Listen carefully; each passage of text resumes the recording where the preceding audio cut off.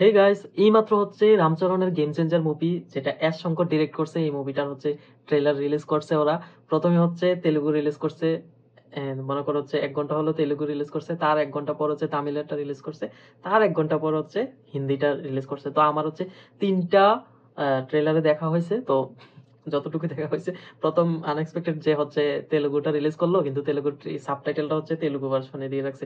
তো তেমন একটা বুঝতে পারি নাই, জাস্ট ভিজুয়াল রিপ্রেজেন্ট দেখছি আর ডায়লগ বিজিএম এগুলো ফিল নিতে পারছি। পরে তামিল দেখলাম, সেম টুকটাক বুঝি। দেন হচ্ছে হিন্দিটা যখন দেখলাম তখন হচ্ছে রিয়েলাইজেশন করলাম যে আসলে এটা কি। তো ট্রেলার তো দেখলাম, ট্রেলার আমার কাছে হচ্ছে রেটিংটা আমি আগেই দিই। রেটিংটা আমি দিব হচ্ছে 7/10। এখন পুরো ট্রেলারটা রিভিউ করি। রিভিউ করব কি, এস্তামনের মিউজিক আছে, তাহলে মিউজিক নিয়ে হচ্ছে আমার কোনো প্রবলেম হয় নাই। মিউজিক প্রত্যেকটা সিনে ভালো ছিল, আর মুভিতে ফুল দমে সেই লেভেলের মিউজিক থাকবো।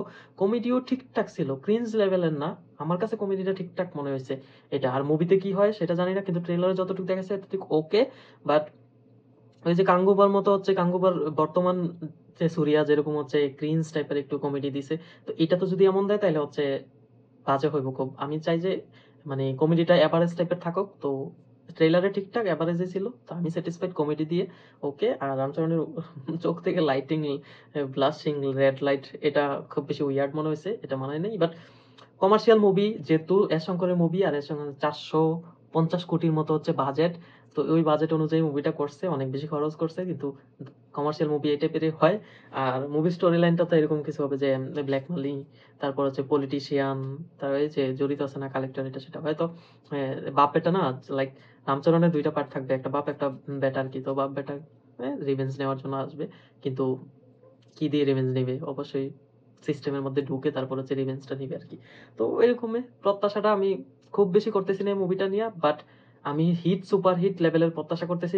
সুপার ব্লকবাস্টার হবে এমন প্রত্যাশা করতেছি না, কিন্তু যদি এর শঙ্কর স্টোরি লাইনটা ঠিক রাখে। হুম। সবার এই টাচের মুভি অনেকেই দেখছে, যেমন শিবাজি দ্য বস, এই মুভিগুলো দেখা হয়েছে। তারপর হচ্ছে ওই যে বলিউডের একটা মুভি আছে না, অনিল কাপুরের নায়ক মুভি। তো এই মুভিগুলো কিন্তু সেম এই ক্যাটাগরির মুভি। এই মুভিটা যেটা, এটা তো স্টোরি লাইন একটু ব্যতিক্রম ভাবে সাজায়, আর মানুষজন হচ্ছে ফ্যান তো আছে, রামচরণের বিগেস্ট একটা ফ্যান বেজ আছে। তো ওই অনুযায়ী চলবে। তো আমার কাছে মনে হয় যে ঠিকঠাক হবে মুভিটা। আর দেখি কি হয়, মুভি বের হোক। কিন্তু ট্রেলার নিয়ে আমি স্যাটিসফাইড। খারাপও বলবো না, খুব বেশি সেরা হয়েছে এমনটাও বলবো না, তবে ঠিকঠাক। আর ইন্ডিয়ান টু মুভি দেখার পর হচ্ছে শঙ্করের প্রতি একটু কেমন জানি হয়ে গেছে, যে আসলে কেমন। আর বা এই মুভিতে যে গানগুলো বের হয়েছে তেমন একটা সুবিধাজনক না, কিন্তু গানগুলো নাকি 4টা গান খরচ করছে, প্রায় হচ্ছে 75 কোটি টাকার মতো খরচ করছে 4টা গানে। লাইক এত টাকা খরচ করলো তো কি বের করলো জানি না। তারপরও সবগুলা ভার্সনের গানও যখন বের হবে তখন দেখলে বুঝবো, আর মুভির সাথে অ্যাটাচ হলে আরো বেশি ফিল পাওয়া যাবে আসলে মুভিটা কি। তো আমি ওভারঅল মুভির জন্য প্রস্তুত থাকবো। 10 জানুয়ারি মুভিটা দেখবো, যখনই রিলিজ হয় তখন সুযোগ পেলে দেখে নিব, দেখে রিভিউটা দেবো মুভির। তো আমার এক্সপেকটেশন আছে যে মুভিটা হচ্ছে সুপার হিট অর হিট, মানে অ্যাভারেজের থেকে উপরে হবে, যেহেতু রামচরণ একটা ফ্যান বেস ভালোই আছে। তো মুভি ফ্লপের দিকে যে আগাবে না, ভালোই চলবে। তবে অনেক অ্যাওয়েটেড মুভি ছিল তো, যে অনেক বেশি হবে। তো ট্রেলার দেখে আমার কোনটা মনে হচ্ছে না, বাট মুভি দেখে মজা পাবে।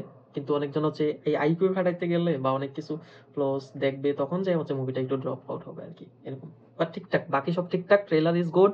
তো মুভিটা সবাই দেখবেন, আমি বলতেছি, যারা মুভি লাভার তারা দেখবেন, আর রামচরণের ফ্যান যারা তারা তো অবশ্যই মুভিটা দেখবেন। ধন্যবাদ সবাইকে। চ্যানেলটা সাবস্ক্রাইব করুন।